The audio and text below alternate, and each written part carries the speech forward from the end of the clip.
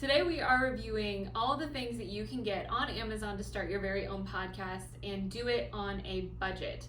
So last summer I decided I was going to start my very own podcast and I wanted to help other people do the same, and I knew that it couldn't be that difficult. So after working with the studio and seeing all the equipment that they used, I figured out what would be the best equipment to have for my very own in-home studio, or now in-office studio. So first, let's get started with the most important part, which is your microphone. We got these Samson microphones. Ignore this part, I accidentally ripped it. That's on me. It's a Q2U. It has the ability to plug directly into your computer with a USB cable, or it's got the audio where you can plug it in and get the highest quality sound to put it into a mixer. So as you can see, super simple to get plugged in. Also comes with these handy dandy mic holders, which, as you can see over here, do a great job of keeping the microphones at bay when you are recording. Okay, so then let's move on to the mixer. Come over here. This guy is the Scarlett 2i2 by Focusrite. It's the easiest way to mix your sound and get a professional quality level when you're doing a podcast in office or at home. It's simple to get to your computer. Just take this USB, plugs into the back. You plug it directly into the computer. And as you can see, now it's picking up sound. So you can adjust your audio on each side. Maybe one person needs to be a little bit quieter. Also, say you're recording by yourself, you can just keep one of the microphones off. Make sure that you're talking into the microphone that is on, pro tip. And you also have the ability to put in a headphone jack. I personally don't use headphones when recording because it distracts me. I would prefer to be focused on the conversation at hand versus listening to myself or listening for feedback. Typically, if you're filming in a quiet place, you're not going to have to worry too much about that. But this is great. I've taken it on trips with me. It makes mobile podcasting a breeze.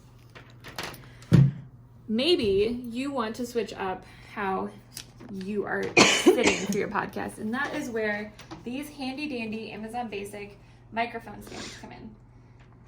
They are really tight on getting the microphone in place, which is nice because you know that it's going to stay exactly where it needs to.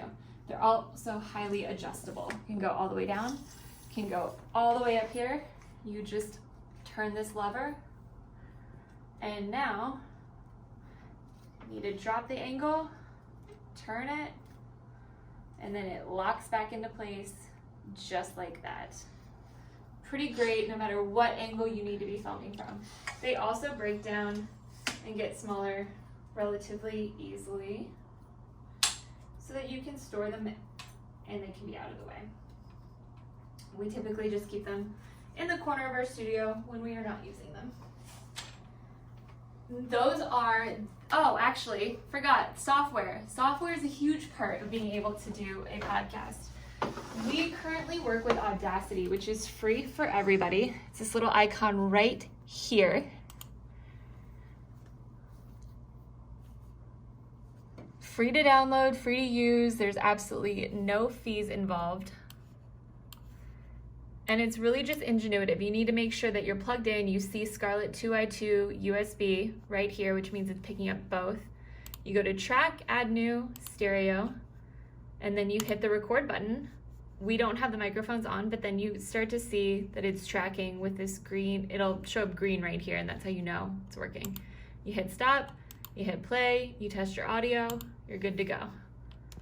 Super simple. You can edit in this file.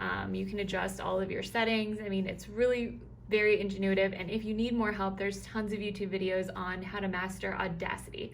It'll take you a good 20 minutes and then you're set to go.